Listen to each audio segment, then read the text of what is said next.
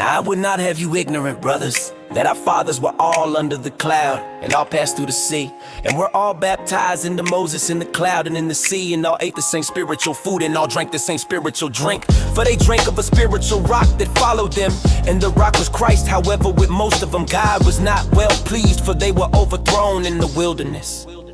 Now these things were our examples, to the intent we should not lust after evil things as they also lusted. Don't be idolaters, as some of them were, as it is written. The people sat down to eat and drink and rose up to play. Let's not commit sexual immorality, as some of them committed, and then one day 23,000 fell. Let's not test Christ, as some of them tested and perished by the serpents. Don't grumble, as some of them also grumbled and perished by the destroyer. Now all these things happened to them by way of example, and they were written for our admonition, on whom the ends of the ages have come. Therefore let him who thinks he stands be careful that he doesn't fall. No temptation has taken you except what is common to man. God is faithful, who will not allow you to be tempted above what you are able, but will with the temptation also make the way of escape, that you may be able to endure it.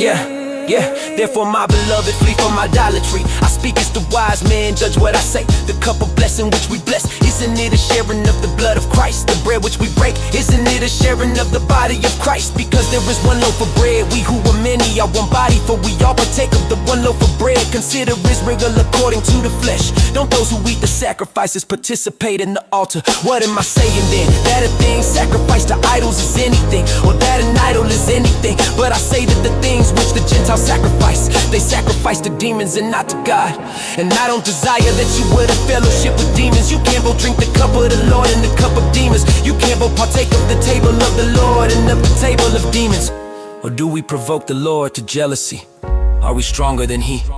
All things are lawful for me, but not all things are profitable. All things are lawful for me, but not all things build up. Let no one seek his own, but each one his neighbor's good. Whatever is sold in the butcher shop, eat, asking no question for the sake of conscience. For the earth is the Lord's and its fullness.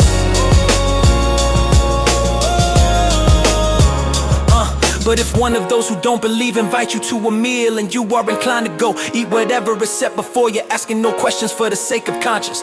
But if anyone says to you, this was offered to idols, don't eat it for the sake of the one who told you, and for the sake of conscience.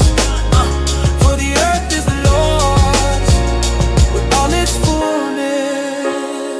Conscience, I say, not your own, but the other's conscience. For why is my liberty judged by another conscience? If I partake with thankfulness, why am I denounced for something I give thanks for? Whether therefore you eat or drink, or whatever you do, do all to the glory of God.